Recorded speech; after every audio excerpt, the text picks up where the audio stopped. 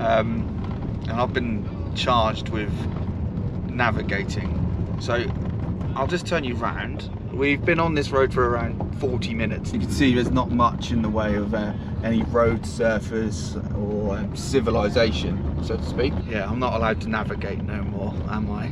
So what comes from this is, don't let Jared do the navigating, because we've been like, I mean, they were chasing us with pitchforks down part of that road, so where the hell, I have absolutely no idea where we are, what we're doing.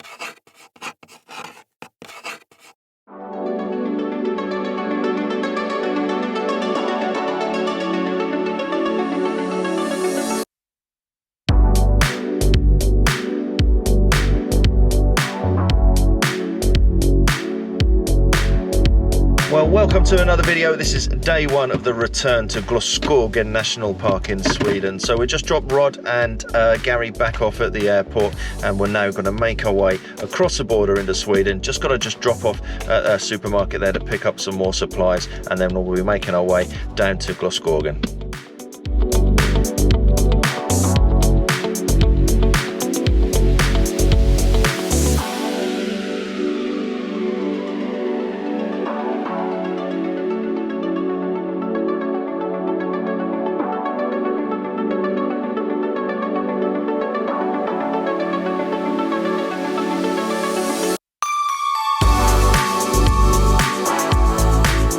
Right, so here we are back at the spot where I think probably my fascination for Sweden and Scandinavia came from.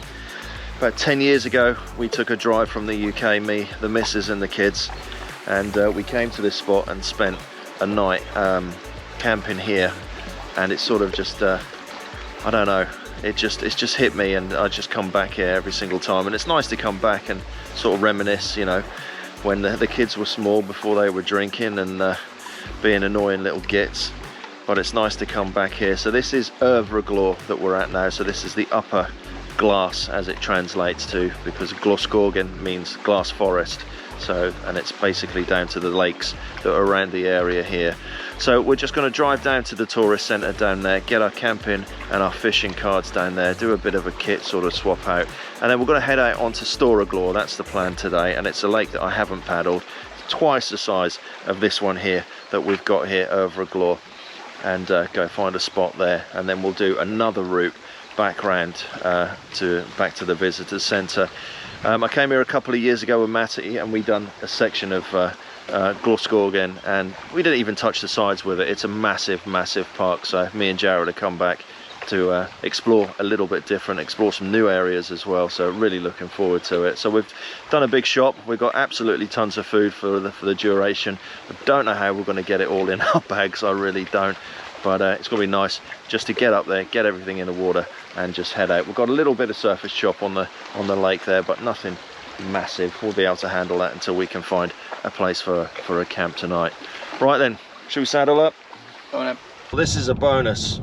We've got our fishing cards, we've got our camping cards. The guy there is really helpful. He's actually pointed us to our first hut, which we were going to walk 6k to, and he says, no, you can drive down there. So we're now going to drive down there and leave the car, and it opens up a whole new aspect of this fishing and packrafting on this park here. So yeah, looking forward to it. At least we haven't got a 6-7k walk, and then we could go and spend the night in the hut down there and sort out all of our gear, because everything's still wet from that dank hole we were sleeping in Norway. So yeah, brilliant, absolutely brilliant, really helpful guys down there. So big thank you to the guys that were in the hut there. Absolutely brilliant. Right, let's go.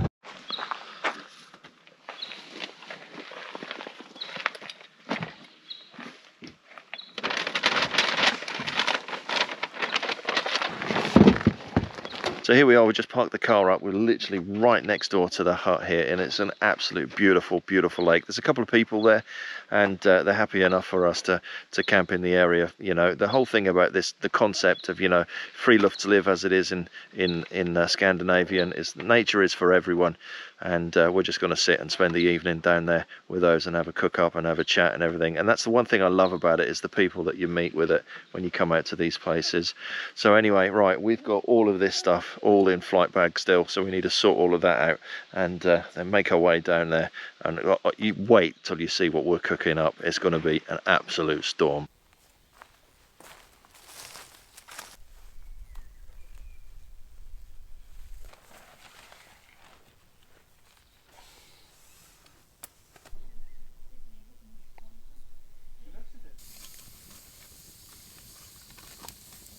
Last time I bought mustard, and he is also known in Germany. So Yeah, that's good.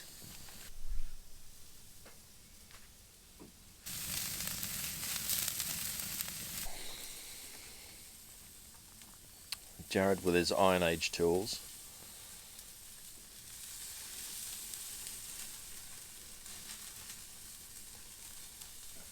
It's tore it apart right now. it's amazing when you meat.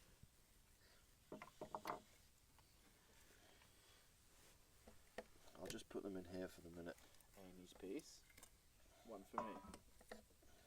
Cleaning with cover. We've cleaned that. Right, well there we go. Dinner is served. We're going to have this, and I think we'll get out on the water and have a bit of fish. See whether we can catch anything out of here. But you know what my record's like. Alright. We've left Jared washing up. Let's throw some lures.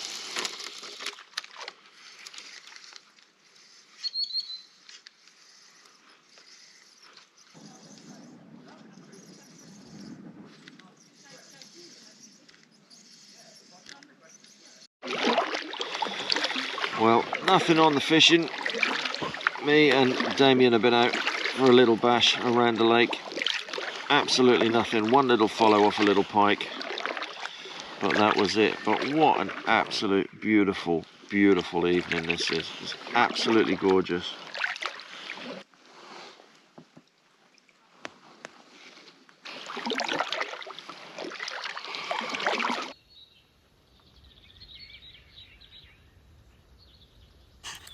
Right, morning. Now you can see why this place is called Glaskogen, as in glass forest, when you've got lakes that reflect like glass like this. What an absolute beautiful morning. Right, so we just woke up. It's about 7 o'clock in the morning, and this is day 2 of our Glaskogen packrafting and fishing trip. So we're going to spend the day on this site here. We only just got here yesterday. We've got a bit of admin to do because we were in Norway the week before. So there's a few things that need washing, a few things that need sorting out.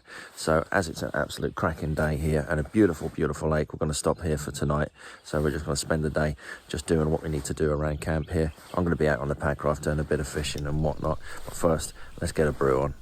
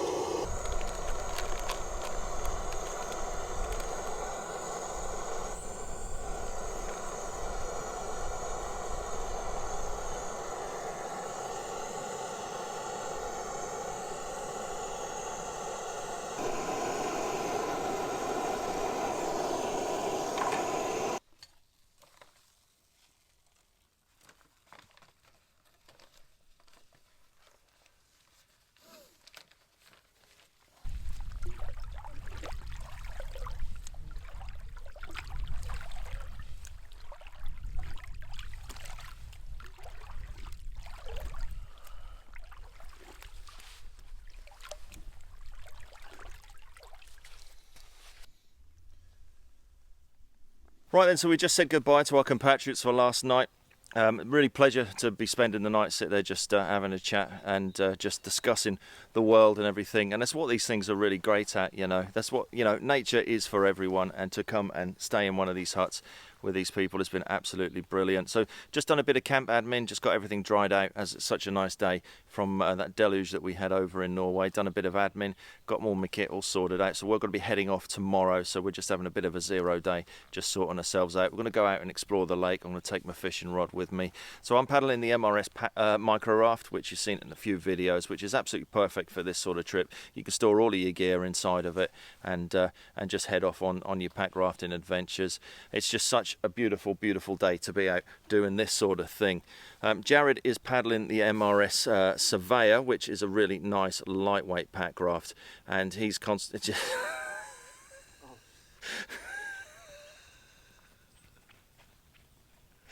he's just having a wash, as you can see. So anyway, let's get on the water and go for a bit of a paddle.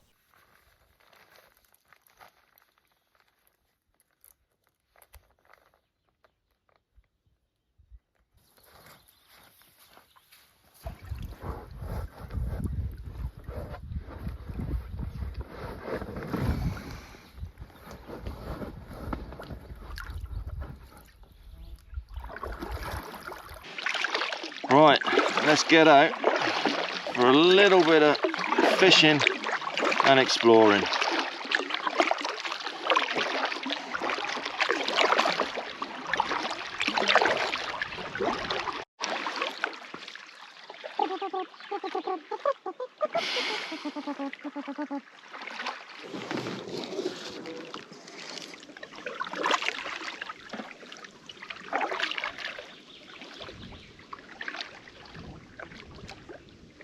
Absolutely nada, nothing.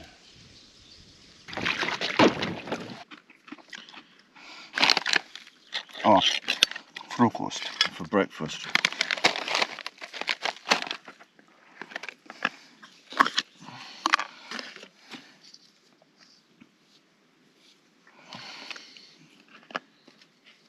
Oh, that's like caramel nut butter or something, isn't it?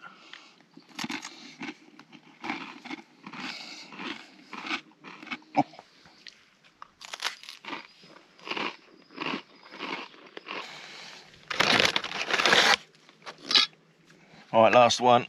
A bit of the old roast reindeer squeezy cheese. Lovely old job. It's hard work, this doing nothing. So, just had some lunch, just sat here on this little tiny peninsula here. It's absolutely gorgeous. You know, I keep saying it, and I'll keep saying it through all of the videos. It is absolutely gorgeous. It's just bliss, this national park is. Right, we're going to jump back into pack rafts. I might have a bash at doing a bit of fishing, but I'll probably leave that to a little bit later on, to be perfectly honest. And head back to camp and probably do a little bit of carving, actually. We're going to go back there, have a brew, and grab some wood and get the old carving knives out.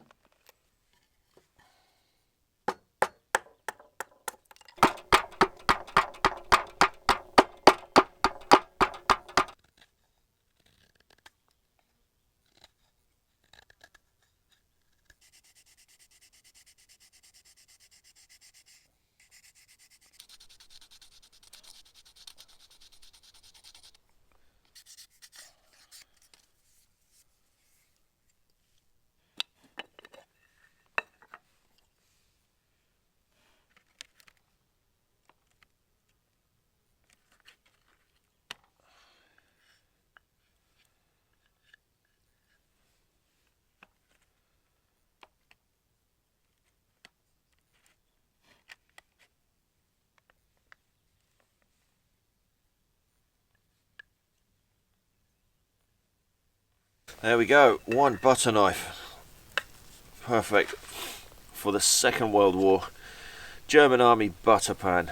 So really good bit of kit. These are very difficult to get hold of, but they keep the butter really cool. If you can find one of these, I would definitely recommend that. That's the Second World War German Army butter dish.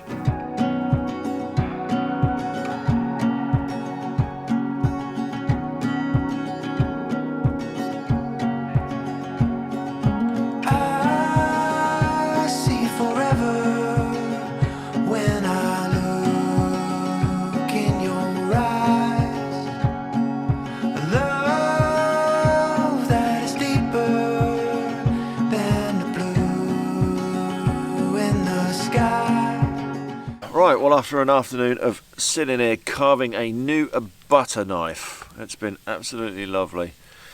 Time to have something to eat, so we just had a look at the map, planned out our route for what we're going to do for the next duration of the trip. It does cover some of the lakes that I was on last time when I was here with Matty, which isn't a bad thing really, because I know some really good camping spots and I know some pretty good fishing spots. The fishing here hasn't been very good at all. I will pop out in the boat a little bit later on just to see whether I can get anything, and then on the paddle tomorrow I'll have my rod with me as well. But now we're going to cook up some food. So we've got some elk sausages, some potatoes, some onions and some garlic to cook up. Jared's just prepped the fire just behind us here, so that's pretty much all ready.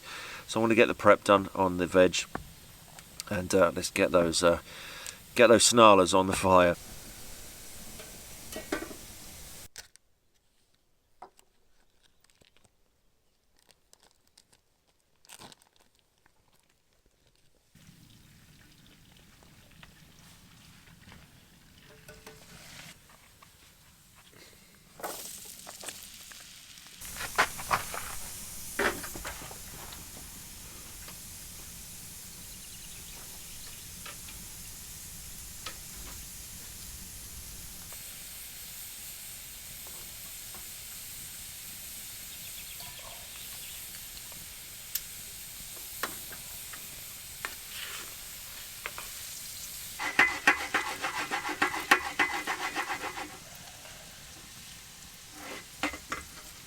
Right, all aboard the Skylark. I think we're there, boy. Should we cut one of these sausages in half? Yeah, have a look. See, I think they're pre-cooked. I think anyway. I think there's 5, isn't there? So I'm just oh, in half? Yeah. I thought you were just going to be lardy and eat the third one. No. Well, we shall share the lard. Share, friends, share. Lovely old job. Alright, are you ready? Yes, mate. You'll have to remove your bread from your bread receptacle. If I have to. Love that noise. When?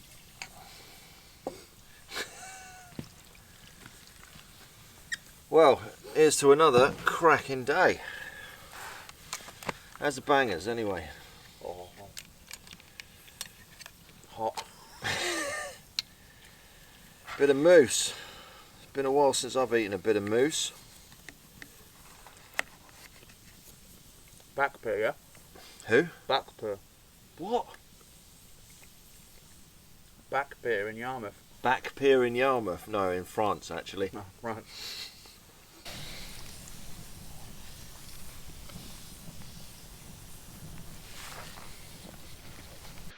Right, well, presently stuffed. Ugh. Let's go for a little fish, or a pretend to fish. I'm just not catching anything here at all. We'll give it a go. I haven't done any fishing further down that side of the lake there, so I think that's where we'll head today or this evening. Give it a go. Beautiful evening, absolutely beautiful. I think we've got a jack. Yeah, we got a jack. I can't get out of the weeds.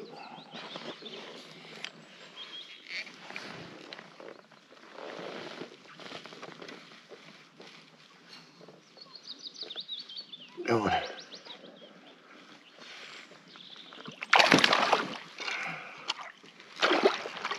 he's out.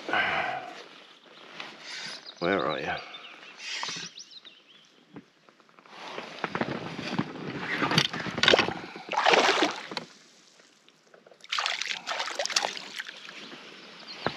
Hey, in the net. Right, we got a jack at last. So there is pike in here. Now all we've got to do is get the spinner out of him. Where are you, young man? Let's have that spinner back. Open. Oh, that's not too badly hooked. There we go. Well, a jack. So there are pike in here at last. Right, let's get another. Right, so just having a bit of a sort out and just working out what we're carrying. So I'm going to be carrying most of my main gear in my dry bag, and that's going to be on the front of my Packraft for tomorrow. And then the actual bag frame, and then the food for the both of us for the next 8 days I'm going to put inside the Packraft through the internal storage system. So on the bow I'll just have this this dry bag there, and then my chest bag, which is hanging up on my top line there, that'll just be on the front with all my electrics and all the other bits and bobs. So I think we've got enough, really. It's we've got 8 days that we're going to be doing, and just stop it. We haven't got far to go tomorrow until we find ourselves a little campsite. And then we've got a couple of wild camps. Then we will be stopping at some of the huts. Some of the sites we're going to be stopping at is outside of the national park, so we can make a fire wherever we want, you know, due to Almandratten. So yeah, so pretty much all set up. Just got a few more bits that I need to throw in the car. The car's going to stay here, and then we'll just do a big round trip, and then we'll just have to bushwhack through just to get back to the car when we're finished. But nearly there, nearly all ready for tomorrow morning.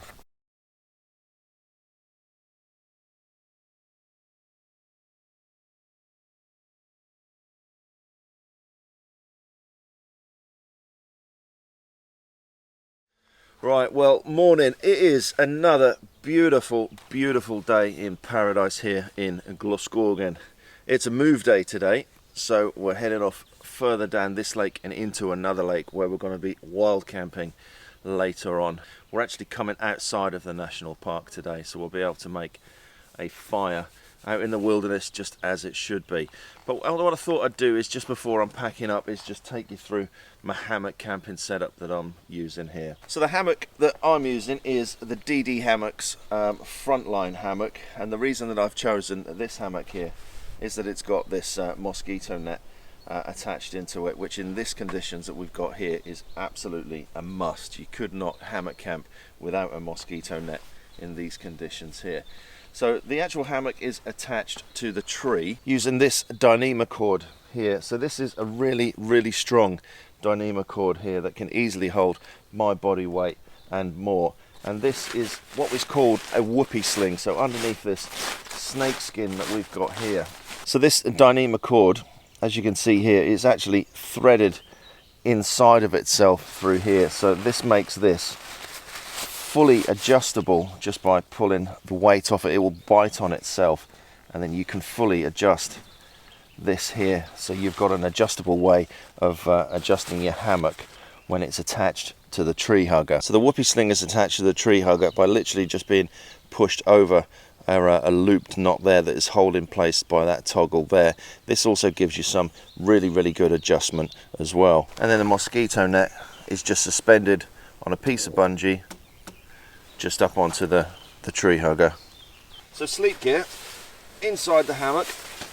I've got that absolutely brilliant quilt that Ginger's made for us here. It's a down quilt. It's really light, packs up to nothing. It's really warm. It's got a nice little foot box on it there. You can also just pin that together there, so you can loop that over your shoulders to keep it in place while you're in your hammock. And then underneath the hammock here, we've got this under blanket, which is literally just attached on both sides of the hammock there, and then that allows you to be cocooned into this this like sleeping bag. If you're to use a sleeping bag inside of your hammock, what's going to happen? You're going to lay down, you're going to get compression on the bottom side of your sleeping bag. You're not going to have any insulating properties of your sleeping bag, and then your backside is going to get cold when you're swinging in the wind there. So the under blanket is a good idea. The great thing about this hammock is actually on the other side of the hammock is there is an opening, and you can actually insert a sleep mat if you want to in the inside of the hammock there. But this is an absolute brilliant bit of kit.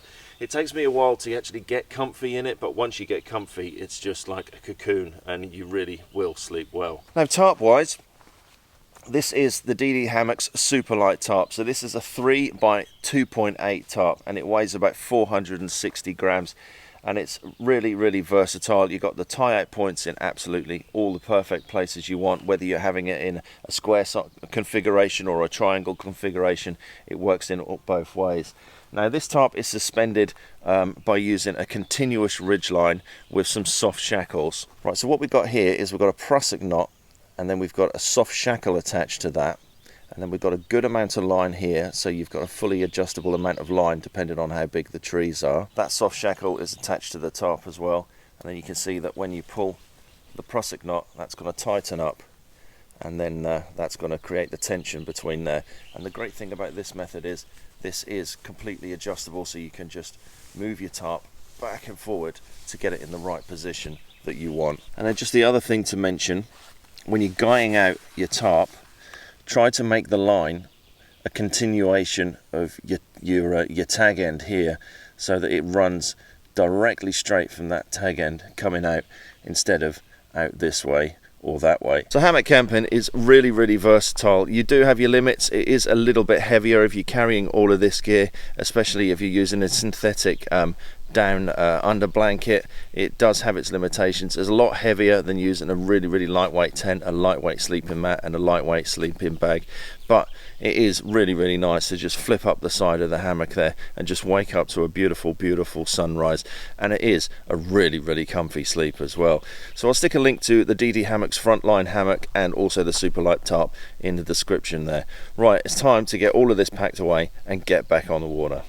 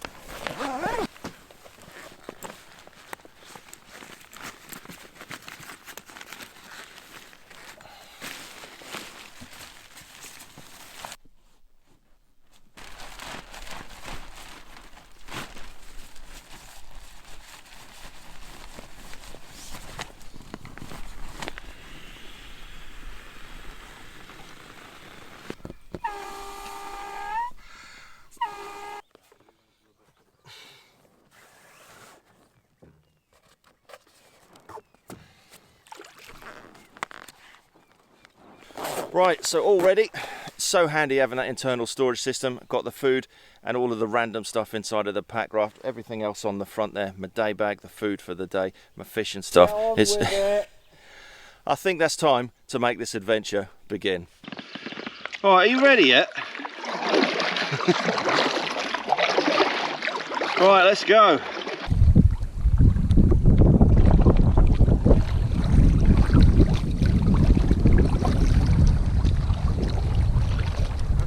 We're just sitting in the cut between the two lakes now, and there's an area here that looks fishy AF. So I'm just going to throw a couple of lures, see if there's anything about. Oh, and we've got a fish on straight away. Only a tiddler, but it's a fish. So there we go, little tiny perch. So for the educational part of this video, this fish in Polish is called okon, and in Swedish is called abborre.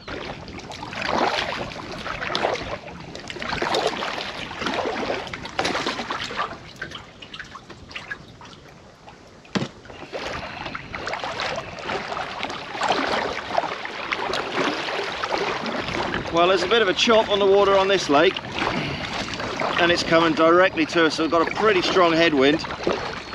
So we're going to cross right over in the centre of the lake, over to the other shore, and then we'll be in the lee of the wind, and then we can paddle down that bank of this lake.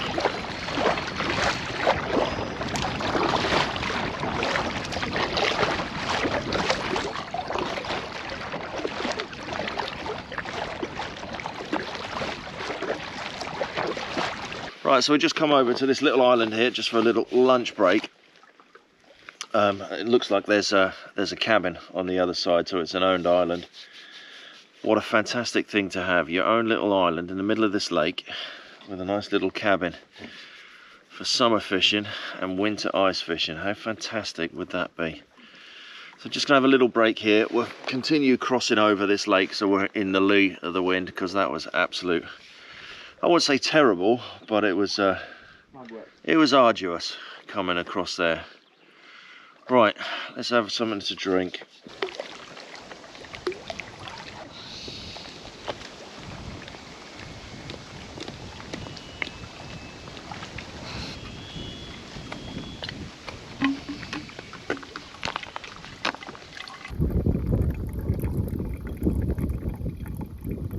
So the one thing I'd recommend if you're filtering your water out here, because the water has a real danky peaty taste to it, is just stick one of these little juice squirty squash thing. I don't know where they're from.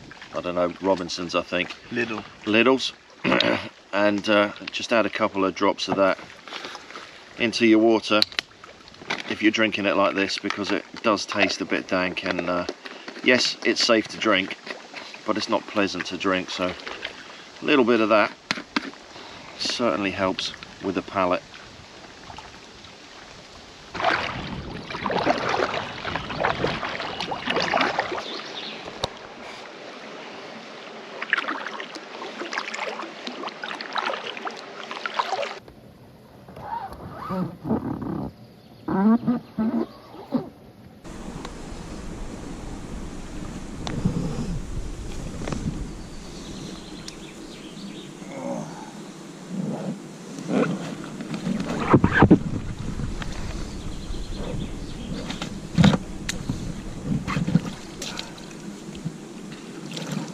Stretchy on legs.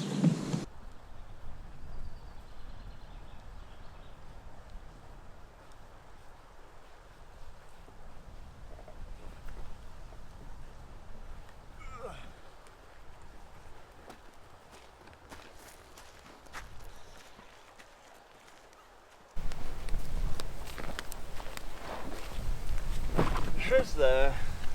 So we're not going to deflate the boats to carry them down the portage there. It's going to be tricky, you know. Mine is fairly heavy because it's got the food for 7-8 days inside of it.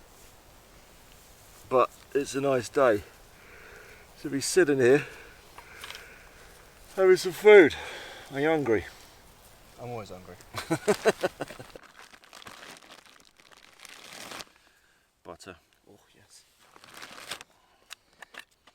Spoon me. Bread. Jerky. Pedo paste. Knife. This is a knife. This is a knife.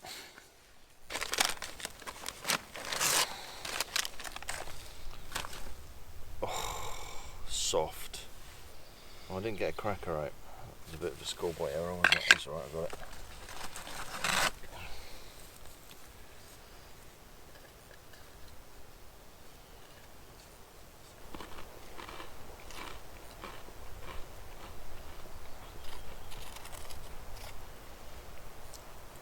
I think we've got a nut juice problem. What's going on with your nuts, Jared? I've got a shitty tube.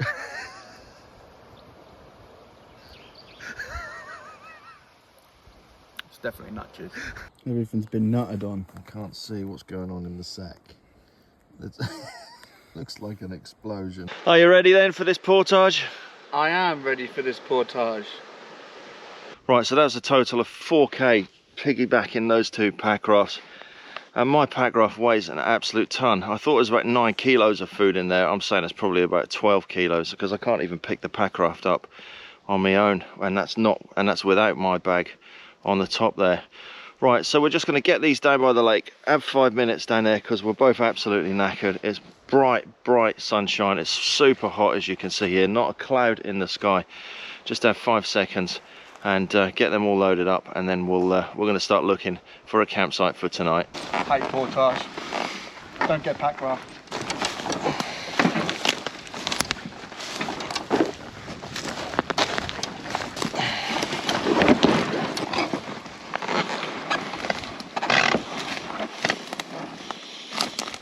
Stop pissing about.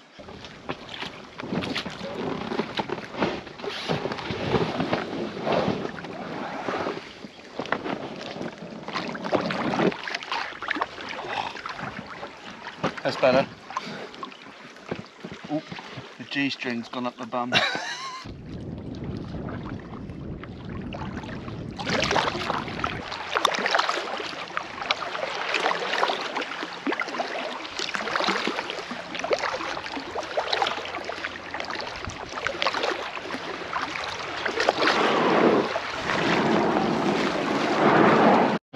That place is not the best, but if we can't find anything else,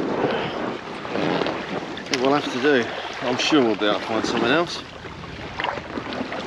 Let's go and have another look. Well, we know we're 2 days ahead of our plan, aren't we? Yeah.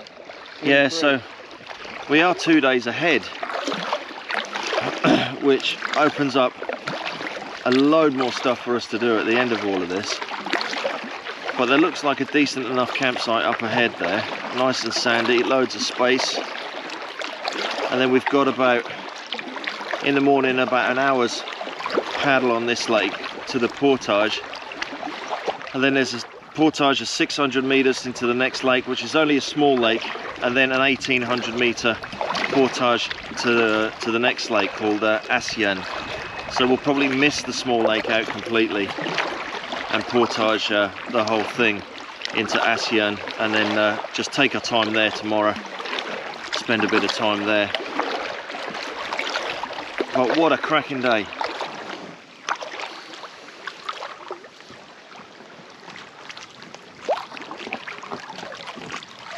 Right, well, campsite found. Not the best, but it will do because I'm absolutely knackered.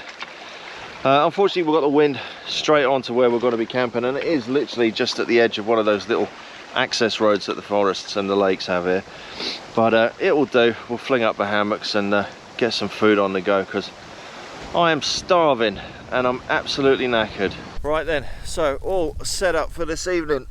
I feel absolutely smashed after today. That wind and the sun has turned me a new one. It really has. So it's about 11.5k we done on the lakes today.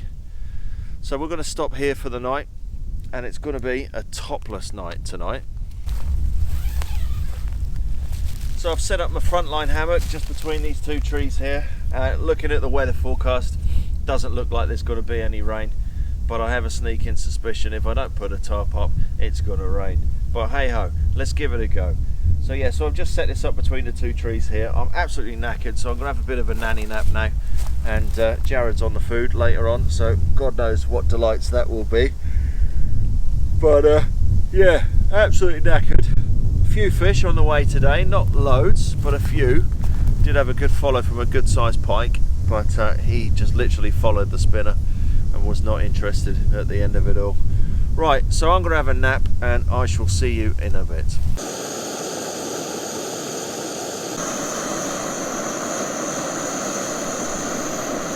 Salmon and pasta for this evening.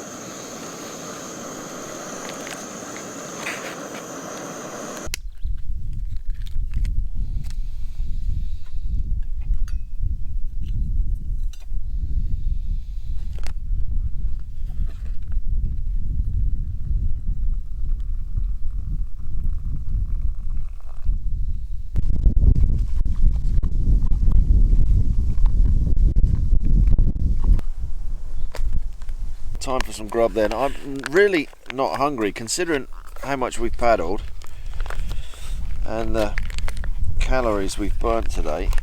I really am not that hungry. I have to force myself to eat, I think. But this is one of my favourites. Creamy salmon with pasta. So you got potato in there, peas, carrots, and then the best thing about this is the big old chunks of salmon that's inside of it.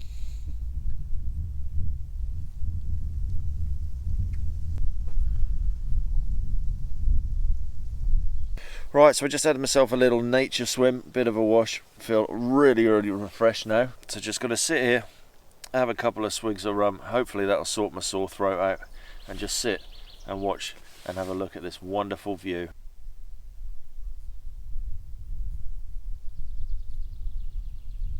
Right, so that's us all fed and watered. I'm absolutely shattered. I'm going to get myself to bed, so I'll catch you in the morning.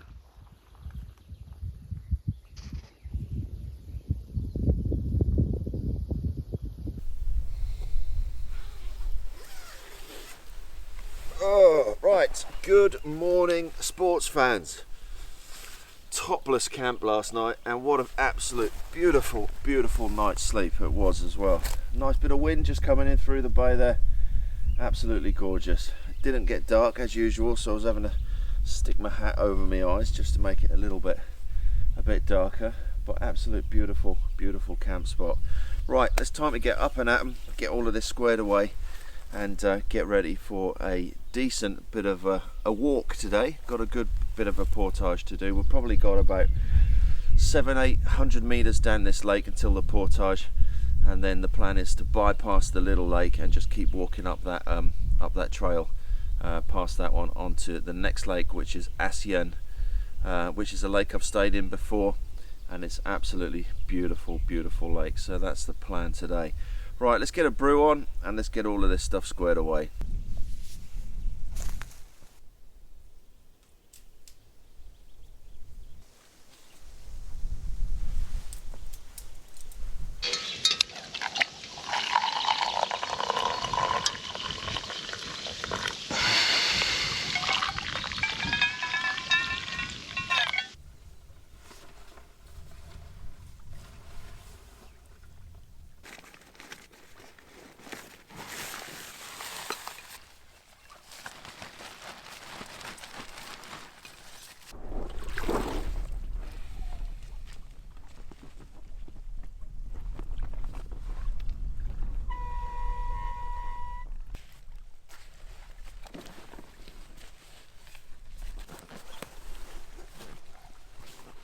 Right, well there we go.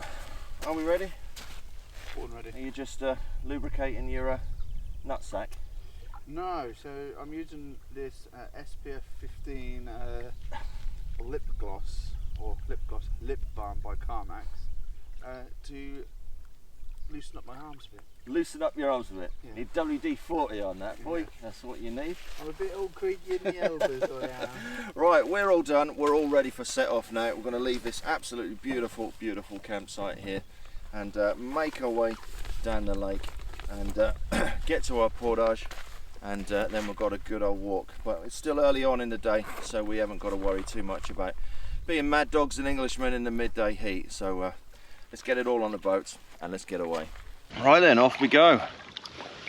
We've got the wind with us. Half a packet of cigarettes. It's dark. We're wearing sunglasses. Let's go. There's Jared promoting the G-string again.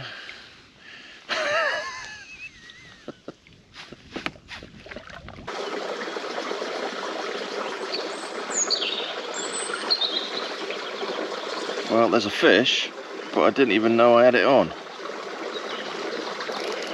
What we got? Oh, that's a pike. Another little jack.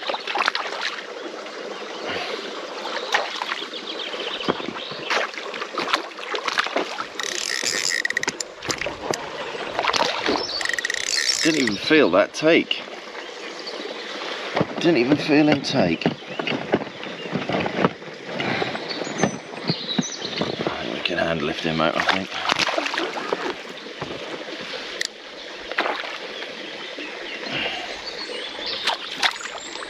Come on. There we are.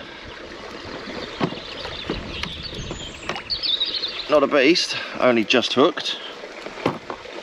But fish is a fish.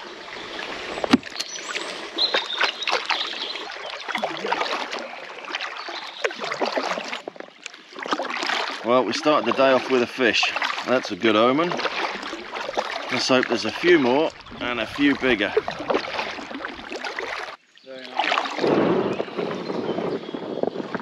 So we're going to pack everything away, get everything back on the bags.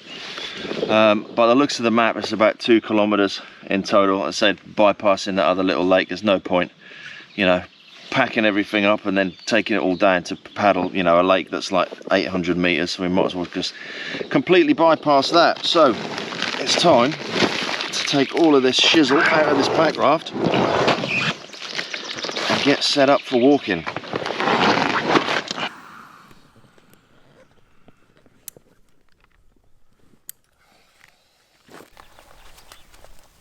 Right, there we go. All done for some land-based activity now. Look at the size of that. It doesn't feel too bad. This is quite a comfy bag to be carrying. Probably near 20 kilos. I reckon all of this is, with the water and stuff that's in the pack raft.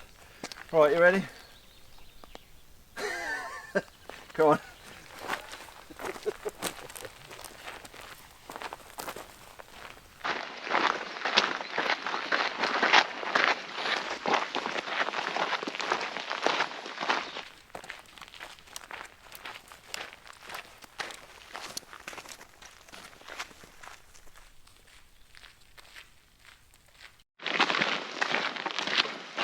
Well, a nice little walk through these tracks here in the shade. Really, really nice through here. Whew, it's warm though. Right, we've probably got about another K left before we get to the lake called Esjön. And then we'll set up the pack rafts, get ourselves in the water, and we'll have a look for a camp for today. It's still fairly early really, so it gives us a nice relaxed day once we get there. And then hopefully we can get some fish and have some fresh fish for tea. Touch wood. Or a bit of sweaty bacon that's been in the bag for 3 days now. Right, not a moment too sooner. I am very, very warm. Here we are at Esjön. Esjön, whatever it's pronounced.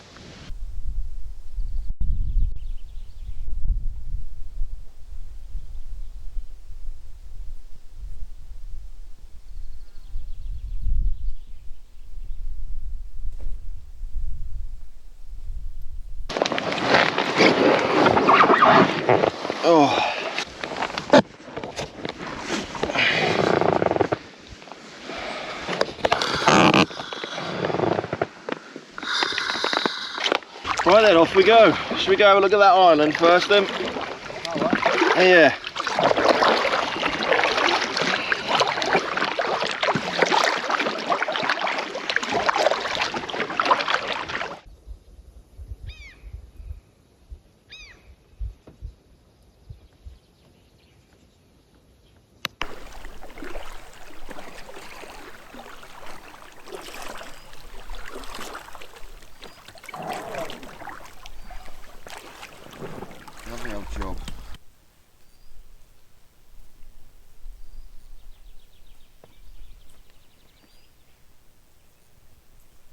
Right, well, we have absolutely lucked out on this campsite here. It's absolutely gorgeous. So we're on a little peninsula just jutting out of the lake here.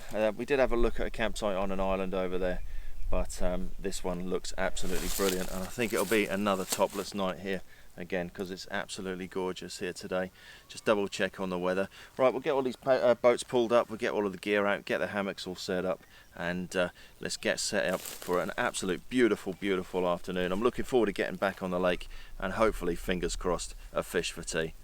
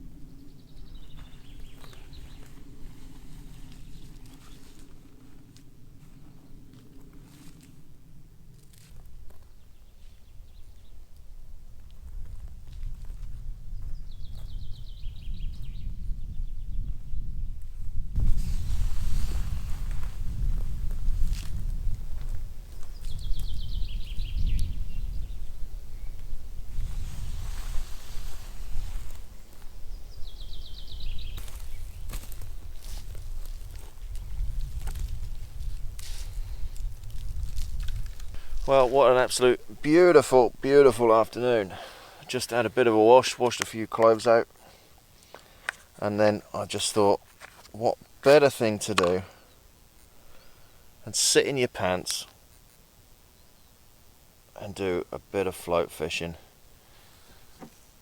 This is something I haven't done for a long while, and it certainly takes you back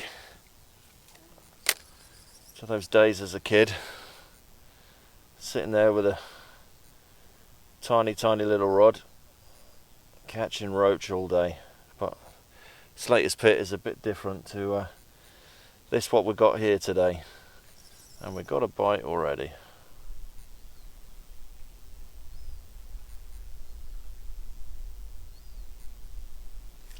And there we go, we got a fish. Float fishing fun. Ah, and it's a roach. Typical. Absolutely typical. But where there's roach, there's pike, and there's definitely some big perch, which is what would be nice to have. Now, we were thinking earlier on about food and what to do food wise. Now, catching a fish and cooking it on an open fire is what we came out here to do. But we've got so much food with us, and then our last day we've got about a 7k walk, so the idea is probably just to drop the food down as much as we can, and then make it a little bit easier for that last walk back to the car there. But what an absolute beautiful spot this is. Absolutely gorgeous. It takes a bit of time to get to, but it's well worth it. Well worth it. And what an absolute fantastic day to be sitting in your pants float fishing.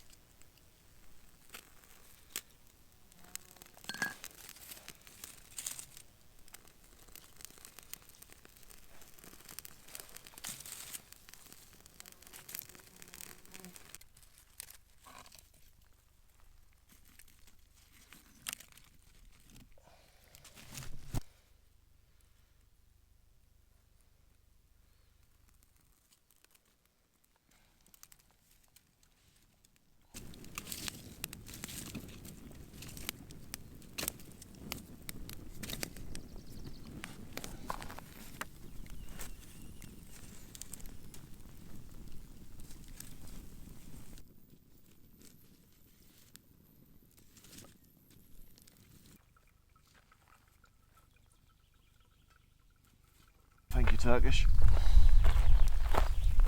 So we're going to bread these great big chunks of bacon that we've got.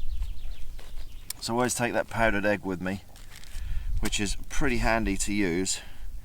And then what I've got is just one of my fire tubs there with just a tiny tad of water inside of that. And then what we're going to do, just to make the egg, I'm just going to take a good heaped teaspoon of that dried egg and just put that in there, and then stick the lid back on the top, and then that just needs a bloody good shake. Right, next let's make the coating. So a bag of breadcrumbs, I'll just stick a load of breadcrumbs in that dish, a bit of flour,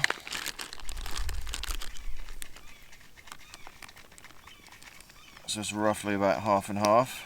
Have a dabble of Old Bay spice, good amount in there, and then just to finish it off, a pinch of salt.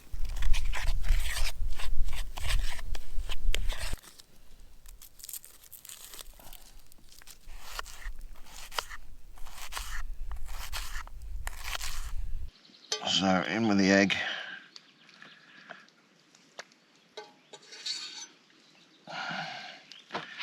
You know, a wonderful mix.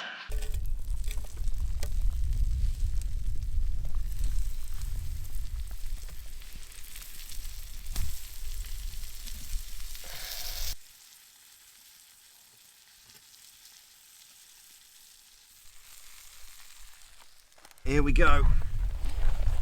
Oh, I don't know what this is going to be like, but we'll see. Where's your plate? Is that yours there? Yeah, more of a bowl, like a dog. Let's see what these spuds are like.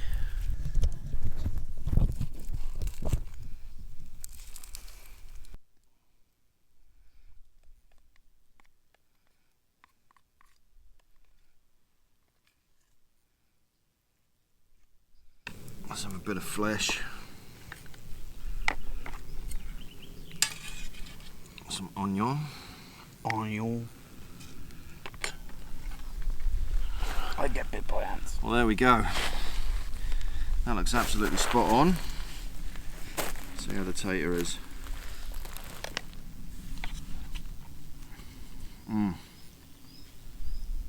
Cooked to perfection. Have we actually eaten anything today? No, I don't think We haven't eaten anything. No. Going to DKA.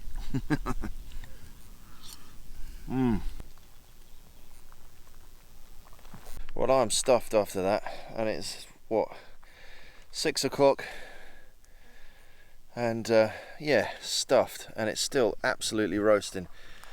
So I'm gonna get down to as nature made me, go for a swim, go sit in a hammock, listen to a little bit of my book for a little while, and then we'll relight that fire for this evening, I think. Right, time to take you on a nature swim. Don't worry, nothing needs to be censored. It is just so amazing to be out here, it really is. Swimming butt naked in a lake where there's no one else around apart from him up there. But what a beautiful, beautiful place. And this is why I keep coming back, because it is just so amazing.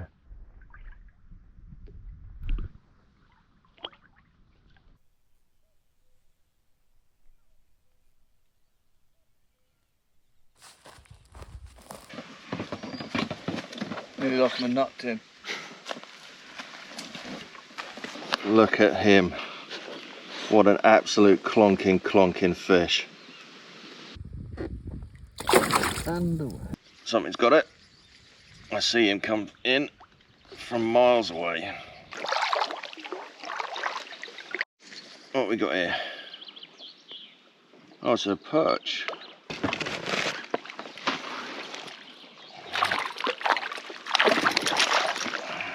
we go.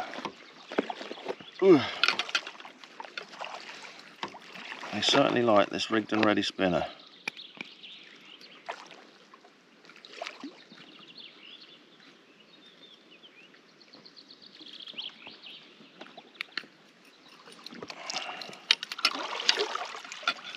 Not bad size little fish. Yeah, it's not bad.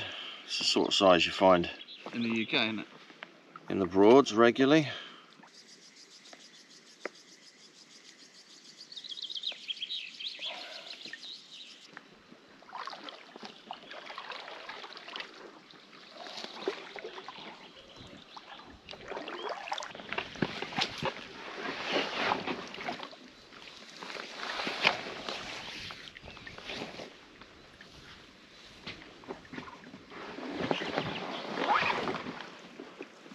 Right, bit of grub. Time to get all this stuff on our back. There's a little sign here that says 500, so I'm wondering whether this portage is 500. I can't remember how long it is really. I know it wasn't that far to go, but a nice wooden walkway pretty much all of the way to Fish Hole. So let's hope it is still Fish Hole. Certainly nicer the days go by. Everything gets lighter and easier to carry. Right, well that's the boats up the top there. So we now just got this short little uphill walk to the lake with all of this gear. Great little view of the bike park and Jared's trousers that are about to fall down. They seriously are coming down.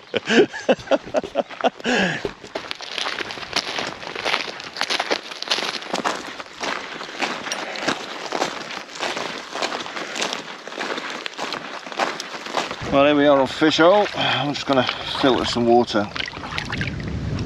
Absolutely knackered after that hike up the hill.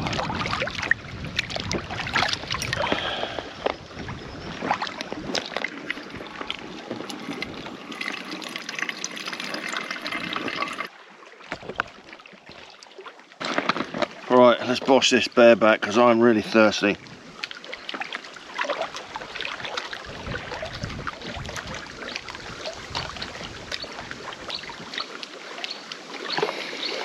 Just the aftertaste that does it. Right, let's go catch some fish.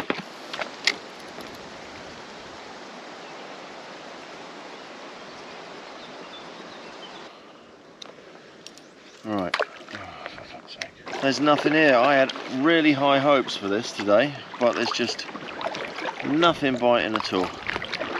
Never mind, we had a few fish earlier on, so we're going to make our way to the next lake, which is where our hut is for this evening, and have something to eat because I am pretty hungry actually.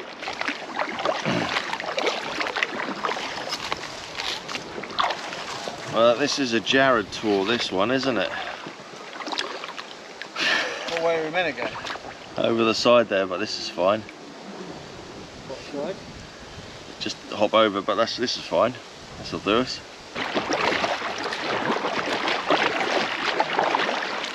We're just coming up to the hut that we're going to stop at tonight, and you can see a couple of big canoes. I think it's about 4 people stopping here. They've got tents and things up, so I think they're stopping here tonight, so I don't think we'll stop here. So I think what we'll do is we'll just have some lunch, and we'll probably walk our way back to Glaskogen hut, which is quite a distance. It's only about 1:30 at the moment, but we'll have some lunch and then we'll decide what we're going to do from there. Alright, so we just had lunch at this hut here. Now there's a German family that are stopping here tonight, so we're not going to invade their space. So what we're going to do, we've just had a little bit of a conflab and worked out what we're going to get up to. So we're going to pack up all of the Packrafts, go land-based. We're going to make our way back to Glaskogen, and stop there for this evening, and then we'll have a little bit of a chat to see what we're going to get up to, because we were going to stop here and then make our way away. So it's just adapting plans really to what it is. We don't want to invade their space here. There's a whole family here. Right, let's get all this packed away and start making a move across the trails down to Glaskogen. Well, at least it isn't absolutely bright sunshine. It's not too bad. It's nice that the bags are getting lighter as well, but still not light enough.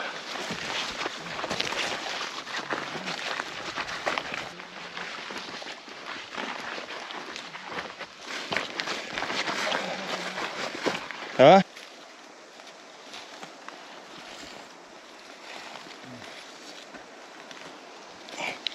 There's a few blueberries that are ripe. Oh, they are fine. Oh, there's a whole bush here. The whole thing is a bush. Can we just like forage for like 7 hours here? You know what I'm going to do? What? Put them in your drink? Put them in my drink. Try and squish them and drink them.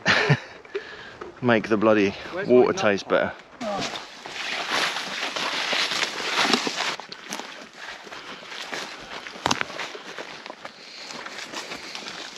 4.5k done with a little bit of a detour. Just got a little bit of walk along the road here, and then we're down to tonight's hut.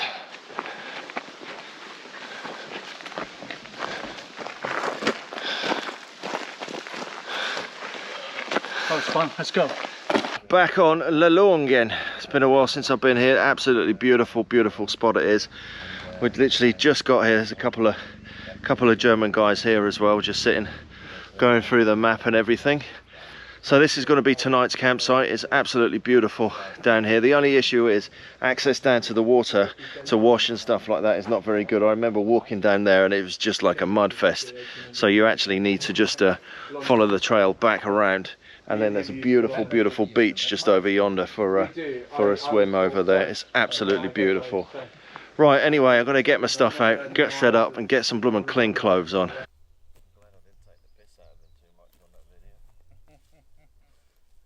Right, well there we go, all set up for the evening. Put the tarps up this evening. There's some rain forecast for early hours in the morning, so I don't fancy getting up and putting a tarp up halfway through the night. I would be lying if I would say that I am not knackered after that. I am absolutely foobarred. Every single part of me aches after that hike through there, carrying all of that gear. So it's going to be just a restock on water, something little to eat. I'll probably have a little soup or something, and a couple of cocodamol, and I will catch you in the morning.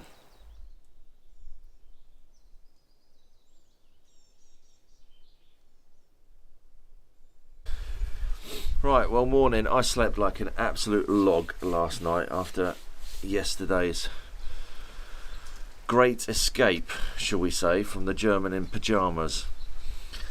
But yeah, so really random that when we came to this hut yesterday, there's a couple of guys sat here, and it actually transpires it's the same guy I met 2 years ago further down on the lake, as we were crossing over to go on to Asien. And I must say that I did say in my previous video that he told us it was all downhill and it was uphill, but we were talking about two different areas. So yeah, great to see you again, Danny, and brilliant to get your contact details, and yes, we will definitely look you up in Bavaria as soon as we can.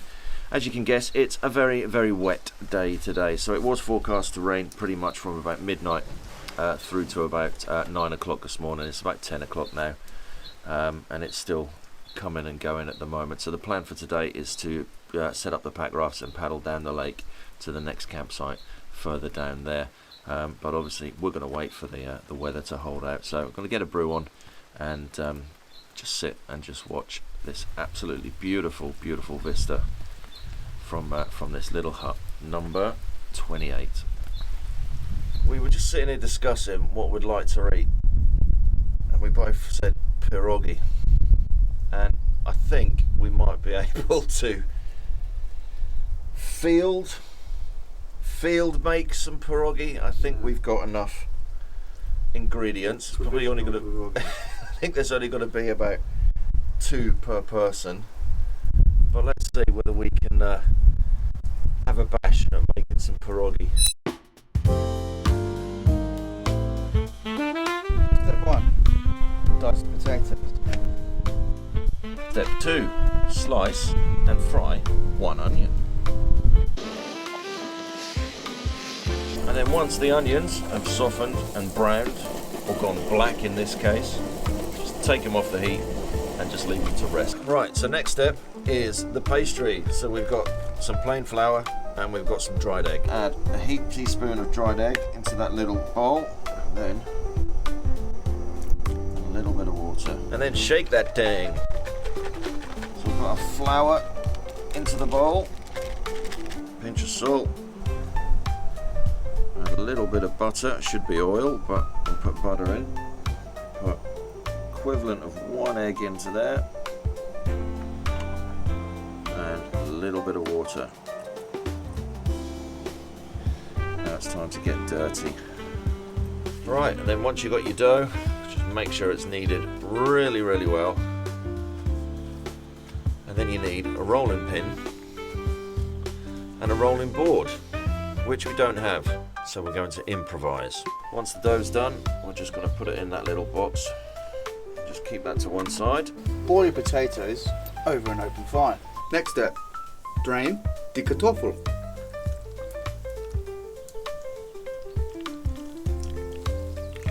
Next, add your onion to your kartoffel. Finally adding reindeer cheese, Brucht Ren, I think I pronounced it right, into your mixture of potatoes and oil.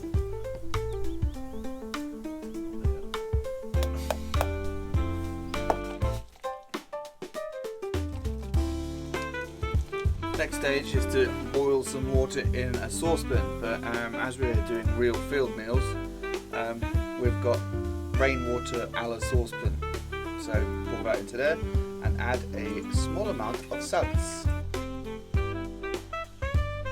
And next, take small amounts of your dough and make into tiny little circles, roughly with a rolling pin and a board, but needs must, like so. And then with the dough, we take a bit of the mixture,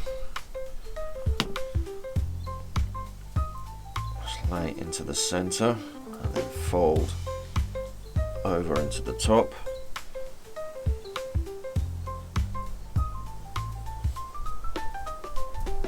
Squeeze the sides up, and then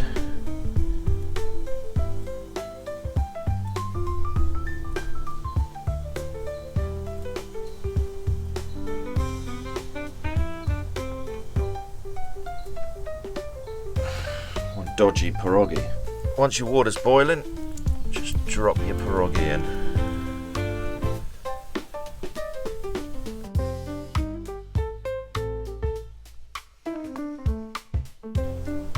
Alright, and then once they're all in the pan, just make sure they're not stuck to the bottom, and then just give them about 10 minutes on a rolling boil. So we're going to fry our pierogi. You can have them just boiled, but we're going to fry ours in a pig fat.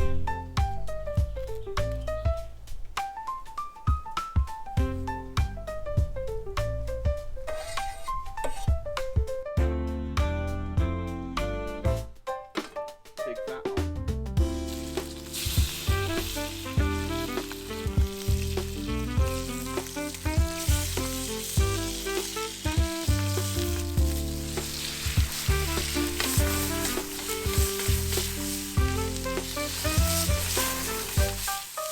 Right, all done.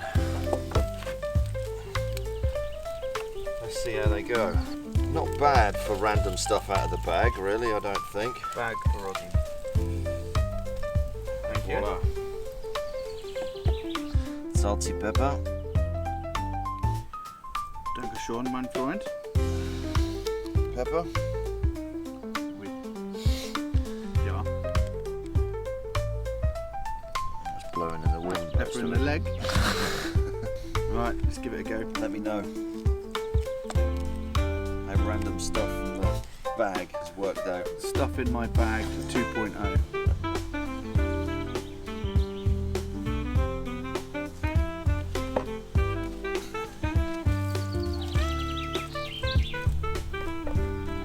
Oh, look at that. Sun's come out. Pierogi over the fire. Let's see how they come out. Not too bad, I don't think, for random stuff left in the bag.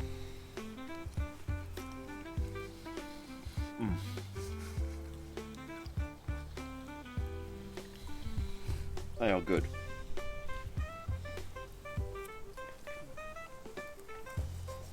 Shame about the burnt bits of meat in the pierogi on the smollets, but Beggars can't be choosers. all adds to the flavour. Smacznego. Smacznego. Right, well, I'm stuffed after that. So one thing about pierogi, they definitely fill you up. And the sun's just come out, so perfect time to get ourselves all, just let the tarps and whatnot dry out, and then we're going to pack away, and then we're heading down yonder, just at that next point, just down there. There's a little hut just behind there, and that's where we're going to spend today, just having a bit of a relax. But what a cracking bit of food made out of just random stuff in the bag. Got rid of a lot of weight as well. Right then, who's washing up? That'll be me.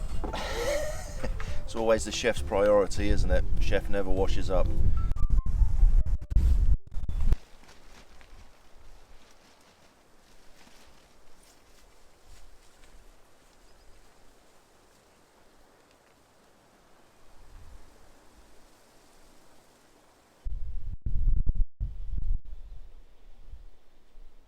Right, so pretty much ready to go. It looks a bit black over at Will's mum's, and hence the reason I've put the spray deck on as well, because I've got a feeling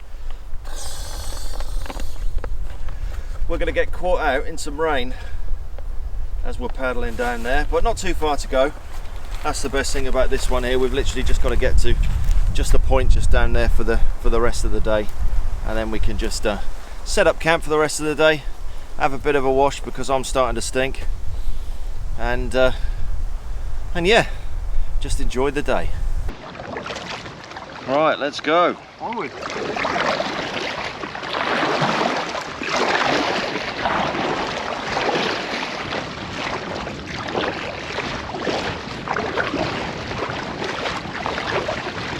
Right, as you can see, there's a bit of a headwind, so I've got my spray deck on.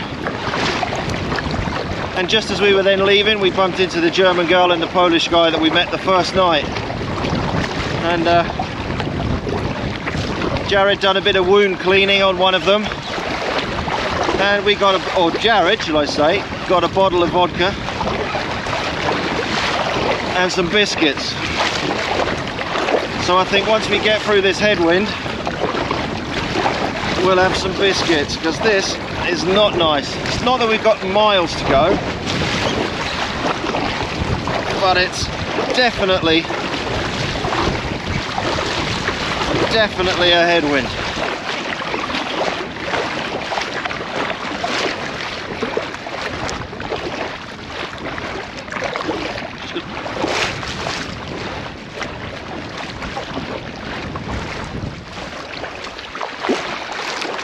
Right, a little break in the lee. I'm knackered. Absolutely knackered.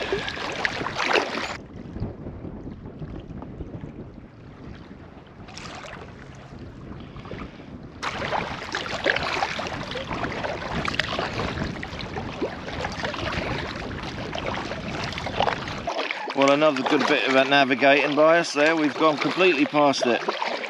But at least paddling to this one now, we haven't got the wind. I thought it was further up. I sort of remembered those rocks there. I thought we paddled right past it.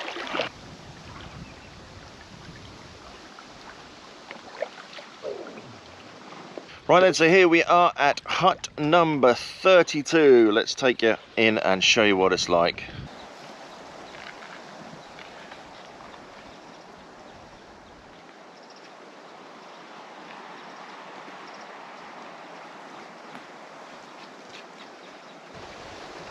Oh.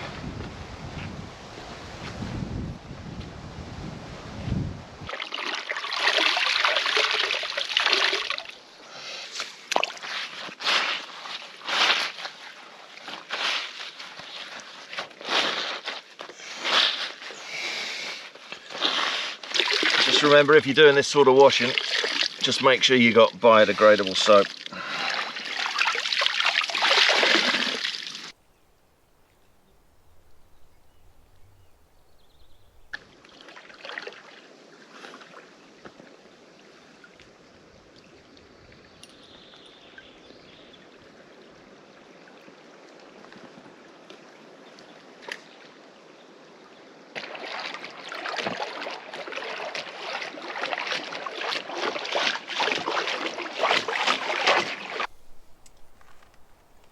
What are you making there now? So I'm sick of pond water, so I've spent the afternoon rendering down blueberries I found in the bush, and I've made a squash, which will also go quite nicely with vodka that I got for attending to some male's broken foot earlier in the day. I'm glad you said broken foot. Oh, well, I needed to make sure. So yeah, hopefully this tastes really nice, and it will just shake the edge off the pond water that we've been drinking for 2 weeks. So hashtag Raymears. Well, I don't know where the day's gone. It's now blooming 1900, and I thought it was about 1600. I really have lost half the day today. I mean, we did get up quite late after pierogi session this morning by the time we left, and we had a bit of a hell of a headwind getting up here today. Beautiful, beautiful campsite here. Really nice view. The hammocks are all up and everything. It's going to be a noisy one because it's quite windy, and with the wind pushing on the tarps and stuff. It's still a little bit black over yonder, but it's not forecast to rain. So hopefully it's going to be a decent night. So we're just going to sit here. We've got a bottle of vodka that's been given to us from the couple that we met earlier on, so we're going to have a snazzle on that. I've got a bag of cheese crunchers, which are one of my favourites. I always get whenever I come over to Sweden, and we're just going to sit in the hut behind us here and play a couple of hands of cards. We're away early in the morning. We're following the trail just up there. We've got about 5-6k hike to do tomorrow from here. So morning, we've got to pack all of the packrafting gear up, and then make way on our feet for tomorrow. And where we'll be going back to the first camp that we were at, where we've left the car, and then we'll spend the night there, and then from there I think we'll probably head up onto Överglå before we make our way back to Oslo with the car for our flight home. This has been an amazing trip. You know, I've been out here once before, and people say, well, why don't you go somewhere else? But it's just beautiful, and then when you know an area, and to be honest, I mean, I've hardly touched the sides on this. I mean, we've done a few other lakes this time than what I'd done the first time when I come out here, and still hardly touched the sides. There's still loads and loads of lakes and areas and huts as well to visit, but it's nice to come back to this one because this is one of my favourites. This is here. Right, Harris, I reckon it's time for the vodka and the cards. Right, let's see who wins at the cards and then has to do the washing up.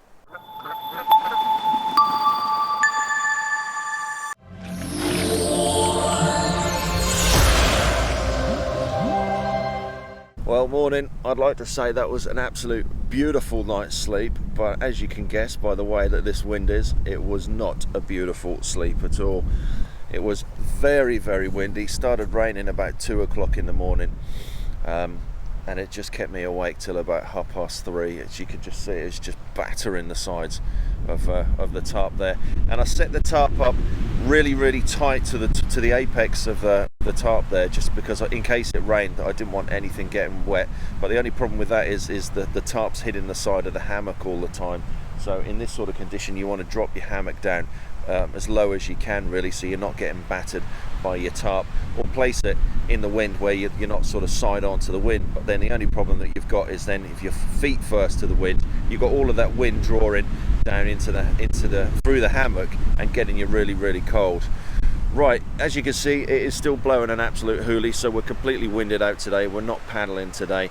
So the plan for today is a bit of coffee, bit of breakfast, and then we've got a 2.7k hike along a trail here, where we then need to be going a little bit off piste for about 600 meters by the looks of the map, so we can get back to the initial campsite where we started, and then that's where the car is, and then we can just get some more food out of the car and stuff. We're going to spend a night at that campsite there, because I do fancy having another bash at fishing around that campsite, and it was a beautiful place to stay, and that's the plan for today. And then tomorrow we're going to head over to Glaskogen and just spend a night and just recap on what we've actually done over there. So without further ado, we're going to get some breakfast on the go, get some coffee done, and start to pack up and make our way.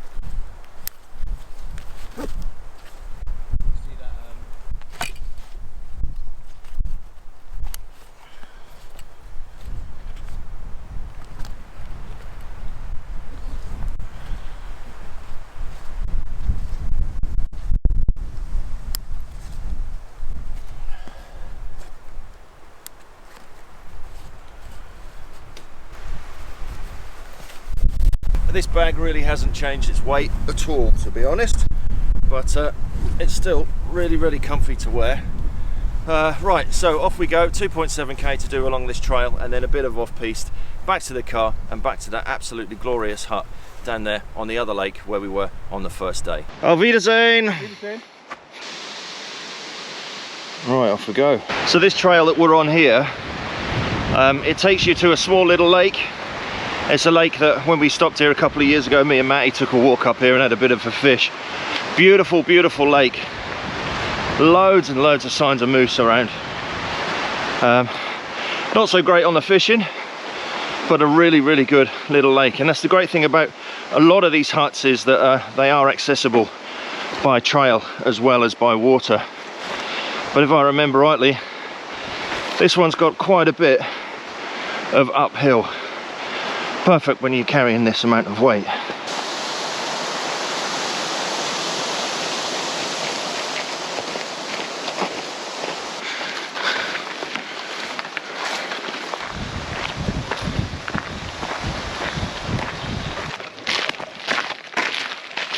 I wonder what that was back in the day. This is a beautiful part of the forest. It's like moosey as hell. There's tracks, there's scat, but very unlikely to see one. Right, let's just see the winch face. Here we are. Oh, this is a bit, is it? This is it. Not that way? Not that way, no. Right, here we go.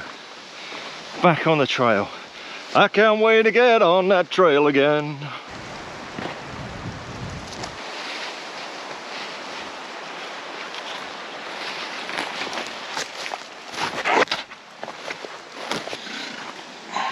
So we are completely off piste now, so we're just using the map on the phone and the GPS on the Outdoor Active app, which is an absolute amazing app for doing this sort of stuff. It's not, you know, you shouldn't be relying on it. I've got a map, I've got a compass in my pocket there, but it's really handy. And it looks like at the bottom of the gradient that we were planning to follow, there is an old sort of service road, sort of forestry road that we found. Hopefully that's going to lead us straight to the car park, to the car. And then we've had a little bit of a change of plan, so we're not going to stop at the same hut that we were on the first day, because we've already been there. We're going to head straight over to Glaskogen, minus or with a couple of stops on the way just to get some stuff. Look at this absolutely beautiful portage here. Let's pick him. Look at that. He's been munched a little bit. Penny bun in English. Podjibik po polsku. but not Packrafts, sorry. But yeah, really good eating fungi, that one is. Well past its sell by date. Now I just need to try and stand up.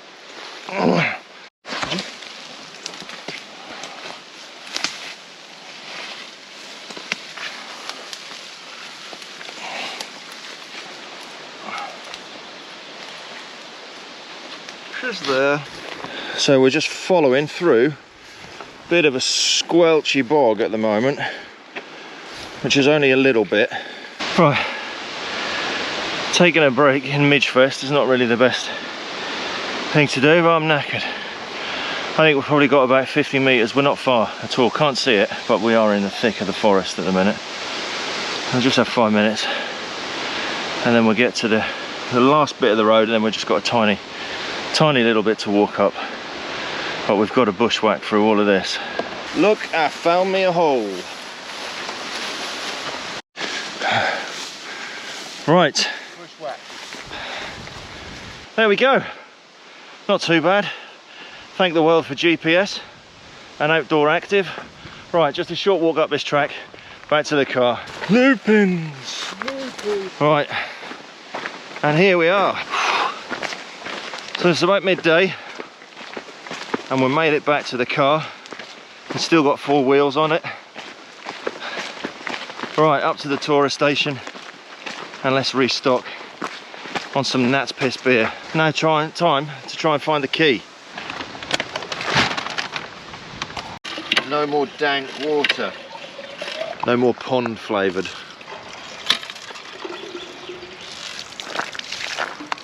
Oh, it's cold and it doesn't taste of peat. Right, quick little restock there. We've got a few bits for tonight. We're now going to make our way over to Overglaw. Leave the car just outside the hut there. Walk onto the peninsula. There's a little beautiful hut. I don't know what the weather's going to be like there. I think the wind is going to be coming off the shore where we are, so we might be okay. So jump in the car, 5 minutes. How's that water? You don't want to know. Skål. Right, so restocked with plenty of supplies. So we're just going to walk across the road and park the car behind us here. We've got about half a K just down this track out onto this peninsula.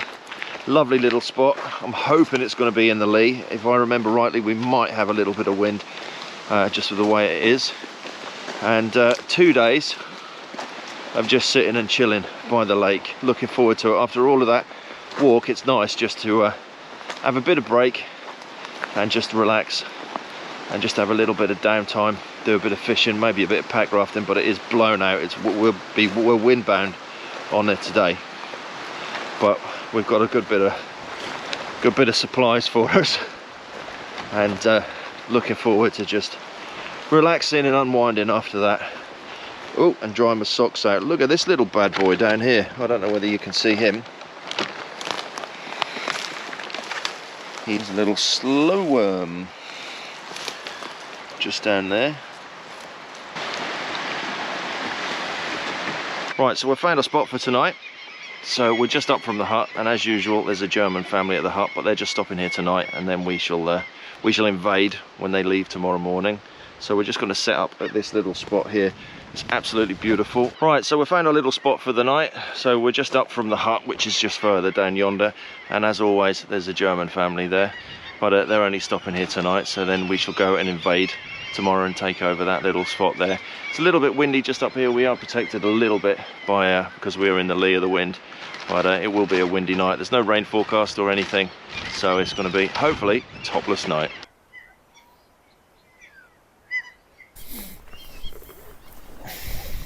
Can of Nat's Piss. Thank you.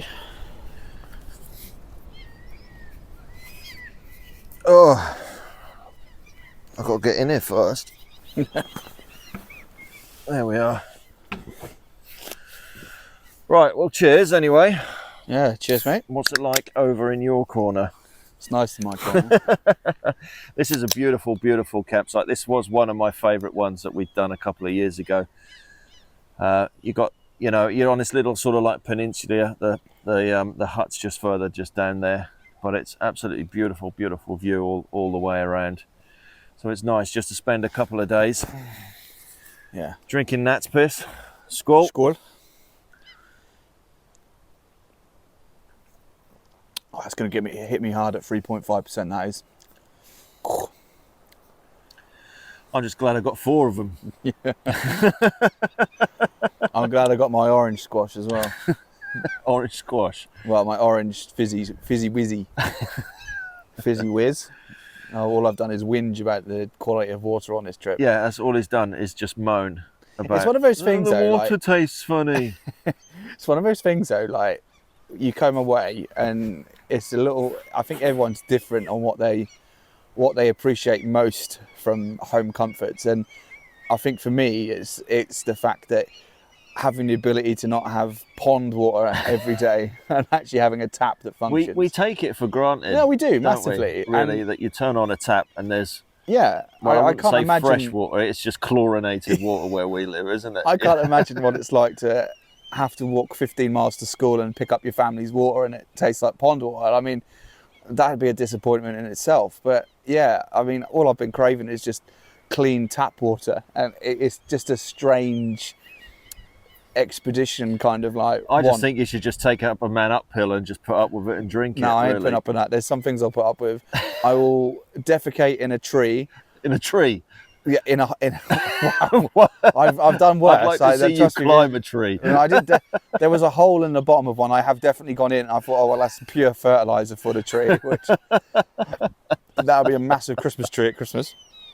But yeah, there's things you'll put up with on the trip. But clean water for me is definitely one of the things that's got me. But we've managed, and now I'm drinking Nordland's Gold. So this stuff's only like 3.5%, because in Sweden, it's the government has a monopoly on buying alcohol. So in the supermarkets, you can only buy alcohol up to 3.5%. You have to go to a shop specifically to buy alcohol called Systembolaget. So any supermarket only serves this stuff or sells this stuff at 3.5. So you go to Systembolaget, you'll find this at 5%, exactly the same beer, but well, it's not the same beer because it don't taste like gnat's piss.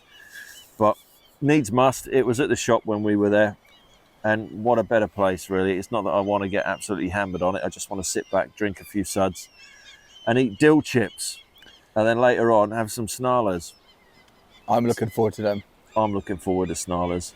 And we've got mustard as well. I think that bread looks a bit sort of carpet backing related, to be honest. But we haven't had bread for like 9 days, so I mean, any type of carbohydrate is going to be at least a little bit better. But yeah, no, sausages, buns, and mustard. Now on the mustard, let me just talk to you about the mustard. Is this beer cheese? I thought this is beer cheese. So someone went out to Germany, yeah. And he says, oh, I brought you some beer cheese. I was like, oh, great, beer cheese. And he gives me this, something similar to this. And senap in Swedish and in German is mustard. And I looked at that and I says, great, thanks. You've brought me a tub or a tube of mustard all the way from Germany. Great, brilliant, well done. Well, anyway, that's the mustard story. Right, cheers, everyone. We're going to sit back, crack a couple of these open and just sit and listen to those kittiwakes arguing over who has the rock over yonder.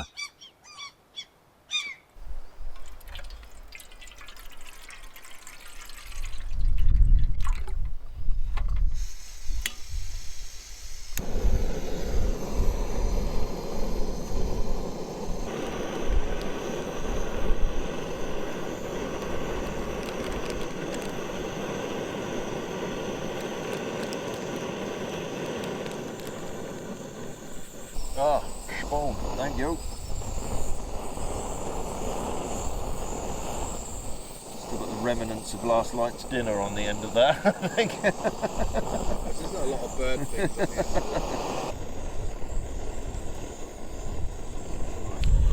Do you want to see a trick? What's that? Let's just get the beer cheese ready first, shall we? Seen that before. Thanks, mate. These rolls are a bit small for the old.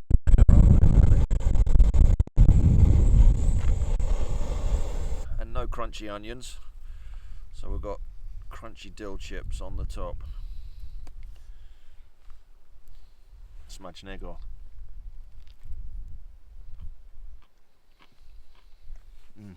I'll do actually. I'm really good. And a tin of nuts piss. There's probably more alcohol in this. Oh, lovely old job.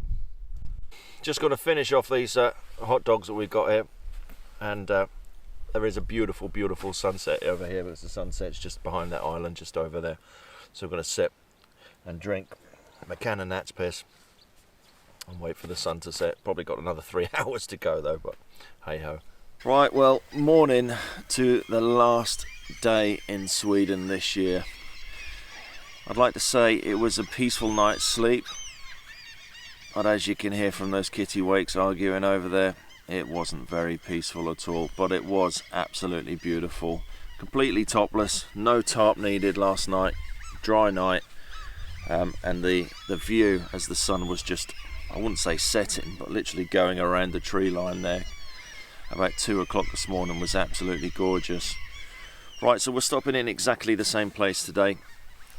We are literally just got to go through all of the kit and everything and just sort out what we need, what we have to throw away, and get everything ready for moving or travelling back to Norway tomorrow.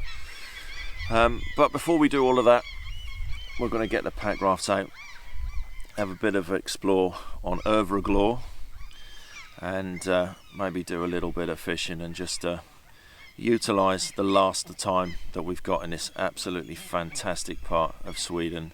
And it is an amazing, amazing place, something that is definitely worth visiting, and something that draws me back pretty much every year, really. You know, I've been here 2 times in the last 2 years and still not even touched the sides on the, you know, of the area that you've got here to visit. We've done, you know, this main lake here, and then the other lakes further down, and a few other lakes I haven't done before. But then you've still got the further side down here in Överglå, you've got Storeglå, which is a massive, massive lake. I think there's something like 28,000 hectares of land that the reserve covers. So it's a massive, massive area. Right, gonna get some breakfast, get the Packraft blown out, go do a bit of exploring. Right then, last day, last chance for fishing.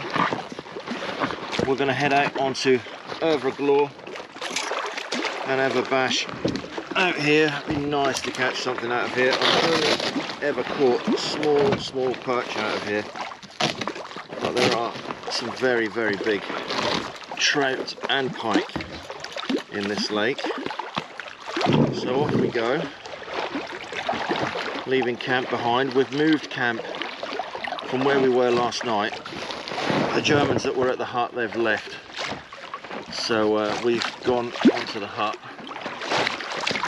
So I think what I'll do is I'll just paddle down here a little bit, and we'll stick a spinner on and we'll have a go with a spinner. I'd love to be able to get a trout out of here, I really would.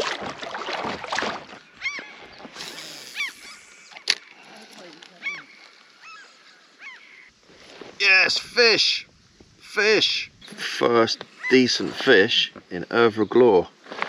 Don't know what it is yet, but we'll get ready for it. Oh, it's a little jack. A little jack pike. Oh, where's he gone? He's gone right under that log. No, he's not. He's out now.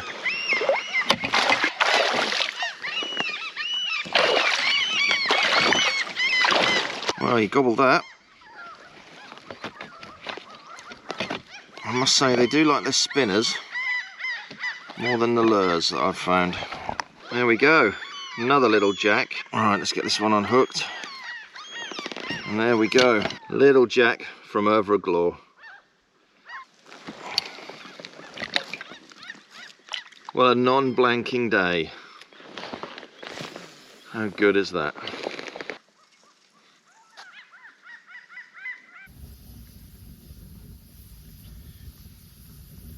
Right then, so that really brings us to the end of this series of videos out here in Glaskogen. It has been an absolute brilliant week.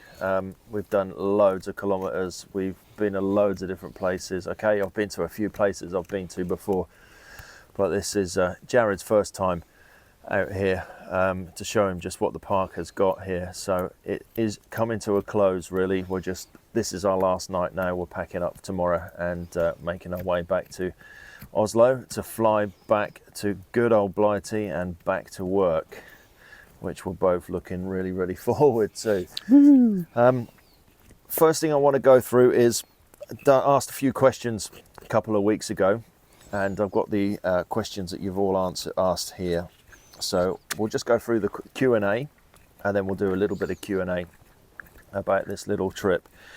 So the first question was sent to me was, what does Vildmark mean? Now I've heard it called Wildmark, I've been called Mark, I get called Mark a lot because of it, Vildmark, Wildmark, all sorts. So Vildmark is a Swedish word meaning wilderness. And I named the channel that because of this place really. It was a trip out here about 15 years ago, I think it was, when we were visiting this area, and it was just the word, the Vildmark, that I just wanted. I like the word, and that basically, it just means wilderness, and it just says everything about what I do, what I want to do, and what I want to inspire people to do as well. Second question, why do you cook a lot of Polish food? That would be because the Trouble and Strife is from Poland, and I love Polish food. That's probably the main reason why I cook a lot of Polish food. Next question was favourite pack raft. Very difficult really, because they've all got their good points and they've all got their uses and things, but I think realistically the pack raft that I've used today, or used on this excursion, the micro raft by MRS, I would say, is probably my favourite because it's so versatile, it's durable, and it's fairly lightweight as well. So I would say that the micro raft is probably my favourite pack raft. Best outdoor meal ever cooked for you? Definitely wasn't from the wife. I would probably say that the curry that Si cooked for us, for me and Ginge, in I think it was March or February this year, I think that's probably the best outdoor meal that's been cooked for me. Best bit of gear, I would say probably the best bit of gear is my Sawyer Mini. I think that's probably the best bit of gear that I've got, because it's just a necessity. You know, you wouldn't be able to have a decent water to drink if you didn't have something like that. Worst bit of gear? Me? Jared, are you ready to start walking again? No, I found strawberries, so I'm not going anywhere. Right then, so that really brings us to the end of this series of videos out here in Glaskogen. It has been an absolute brilliant week. We've done loads of kilometres, we've been to loads of different places. Okay, I've been to a few places I've been to before, but this is Jared's first time out here to show him just what the park has got here. So it is coming to a close really.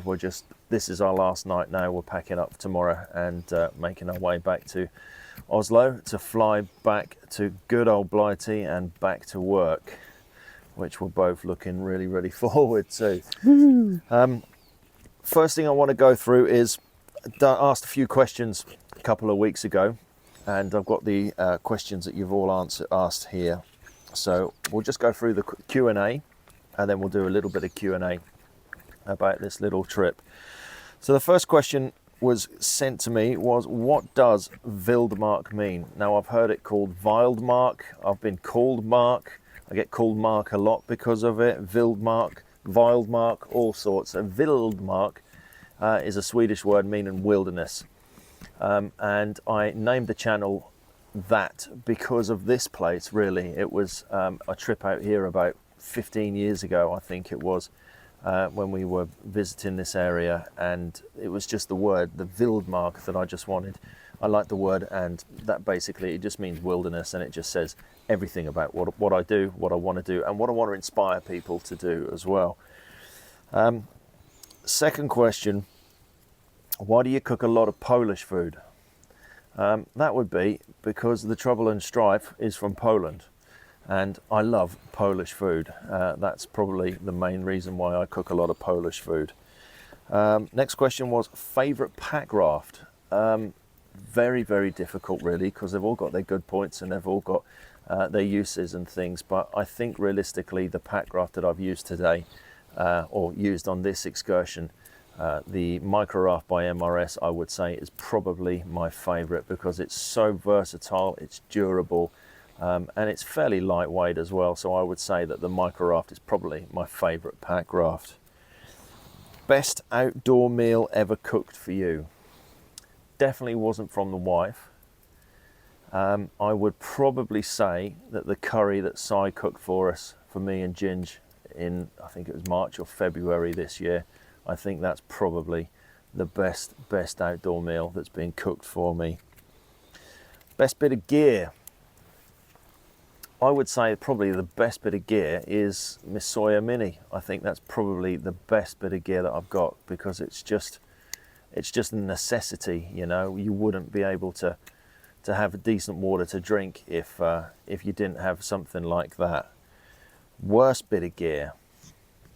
Me. Probably my crewmate and my partner on this trip, to be perfectly honest. No, worst piece of gear, that is a really, really difficult one. There's been loads of bits of gear I've brought and it's just folded on me straight away as soon as you take it out of the box. I can't think of one really, worst bit of gear. Can you? No. No, everything served a purpose really, hasn't it? I'll come back to that. I'll come back to worst bit of gear. I'll have a think. Best trip that I've done. They've all had their good points and they've all had their bad points. I liked Scotland last year. That was absolutely brilliant. I loved camping out on the sea locks there and doing the sea fishing out there. The trip that me and Jared done up to Lapland, that was pretty amazing. And this has been pretty amazing as well. So I don't really have a best trip really. I think it's the country. If you turn it into the best country, then it would definitely be Sweden. Definitely. Favourite fishing rod, that would definitely be the X5 Adventure by Rigged and Ready, because that is just such a versatile rod. You can pretty much do anything with it as well. You know, your fly fishing, your fixed ball fishing. It's it is my go-to sort of travel fishing rod. I think as a beginner as well, because I'm not a great angler, I used the Rigged and Ready rod for the first part of the trip, and for access to fishing, availability, how easy it is to set up, and with just the basic set of stuff, like I am Papa Roach, the amount of roach I did catch. But yeah, honestly, Rigged and Ready are really, really good for, you know, across the board, whether you're a seasoned angler or a beginner like me. They are fantastic rods to take on trips. So cheers to Rigged and Ready. One bit of gear you always take. That's probably the spot tracker.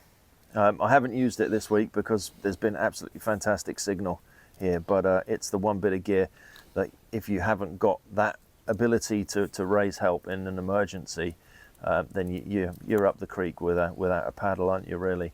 And yes, I do have it with me. I haven't had to use it, you know, in an emergency, which is quite, you know, a good thing really. But they also do come in handy if there's no signal. You can just press the OK button, just let everyone know at home that you're okay and your location. So talking about this trip, so this has been really, really good. I mean, I did sort of visit a few places that I did go to a couple of years ago with Matty, because they're great, because they're beautiful, you know. That's the reason I went back to them. And the fishing was bloody good there last time as well, so that's the reason we sort of went that way. But we went to a few other places I haven't been to as well, which was handy really, because that's where we pulled that absolute dog of a perch out of that lake, because I've never been to that one before. Difficultest day, I would probably say it was that hike through that bloomin' brush in that heat. What, from Start of Glore? No, not from Start of Glore, from Fish Hole. From Ursien. Yeah, from the Fishhole Lake back to Lillongen. That was the most difficult day. It was about 26 degrees, carrying all of that weight, you know, carrying all of this pack rafting stuff. And I keep saying every single year I'm going to drop my weight down, and I always think, yeah, do it this year. And in the end, you end up bringing absolutely everything with you. Well, not everything, but you know, you certainly bring a lot of stuff, which leads me on to the next question. One bit of gear you brought and didn't use. I bought and didn't use. My head torch. Yeah. I didn't understand why I thought that was a good idea. In the land of the midnight sun, I was like, oh yeah, I'll definitely need a head torch. It might get a bit dark when I go for a wee at night. No, it didn't. It stays light all the time. If you come to Sweden, guys, don't bring a head torch during the summer months. It is pointless. Yeah, and I brought a Yuko candle as well, especially for this trip, because I thought, well, it might be a bit sort of atmospheric to have a little candle light. No, I didn't even use that. Didn't touch that at all. Best sight of the trip. Visual sight. Must have been the first night when we got to the first lake, and it was about midnight, and that sun was literally setting right behind all the trees, and it was red. Yeah, it was beautiful. No, I think all the lakes here are amazing in their own right. They're absolutely amazing. That first kind of night was breathtaking. Like, it was really, really good. For me, it was probably the Dutch girl on the bike that we came across. Did we? Yeah, Dutch girl on the bike. Oh, you might have come across a Dutch girl on the bike. Yeah, because I was driving and you had your phone in your hand as usual. Probably. Best camp. Um, I'd say Asian, the wild camp we done on Asian. yeah, with the fire pit. Yeah. Yeah, we done yeah. the jacket That potatoes. was really good. That was lovely. That was hot, Yeah. but it was a beautiful sight. There's loads of nice places to stop though. Like, Everywhere. Everywhere we stopped had its own good and bad traits, but the ASEAN one was probably my favourite. Like, just because of the environment. Yeah. The fact that we were wild camping as well. It's really nice. What did you forget? What did I forget? I know I forgot something. A towel. A towel, yes. Bring a towel. That's We always were really good. Piggybacking my towel. So there's him washing his blooming crotch and drying his crotch with my towel. Yeah, lovely. What did I forget? I forgot the inflation bag from a Packraft. Good job I didn't. So luckily he had one for his Packraft that he was using. So yeah, the towel exchange was more than fair, I believe. Otherwise you wouldn't have been paddling anywhere. Worst thing about the trip, and I know exactly what you're going to say. Oh yeah, Go on, he's been whinging. I've been whinging about this for days. Absolute daily. So for anyone who does come here, just be aware that the water tastes gank. Regardless of how much you filter it, how much you boil it, there's always that taste of peat or pond water, as I like to call it. So I think for me, going forward, if I was to come back and not whinge about the pond water all the time, I'm going to get one of those lifesaver filters with a charcoal and ceramic in it, just because the charcoal takes out the flavour as such of the water. So yeah, I think I'll definitely be bringing one of those next time I come. Best thing about the trip? What would you say the best thing is?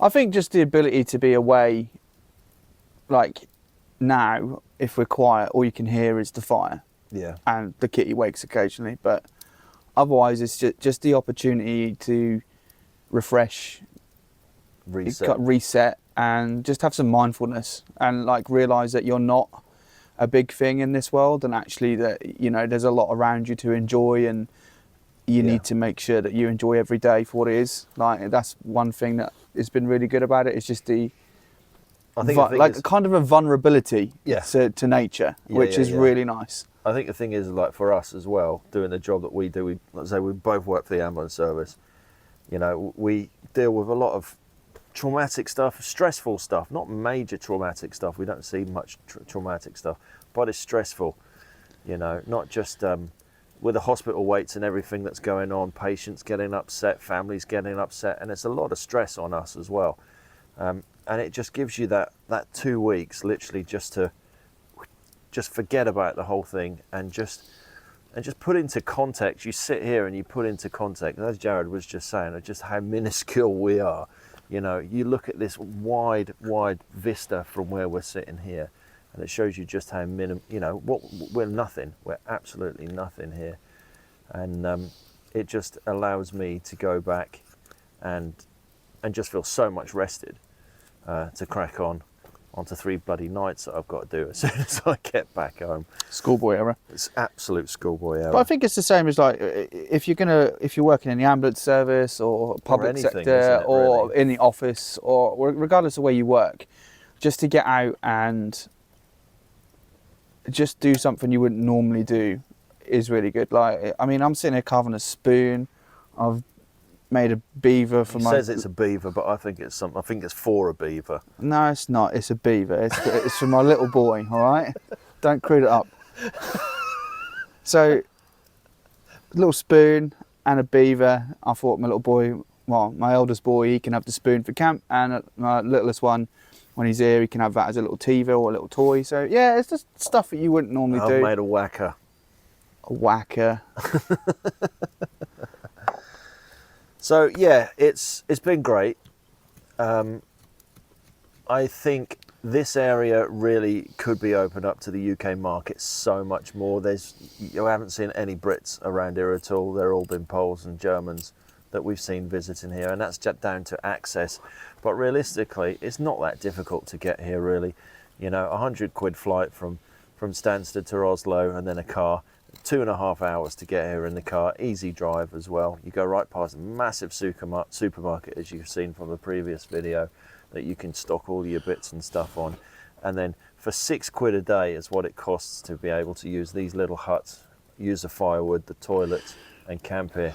It's well worth the money. It really, really is well worth the money.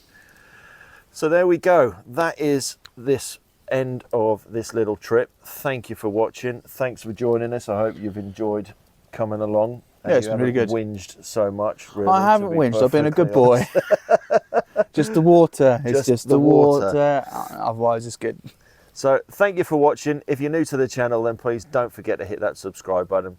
And please do take a look at some of the previous videos that I've got on the channel from all of my exploits and looking at various bits of gear. And then hopefully we'll catch you next time on the next one.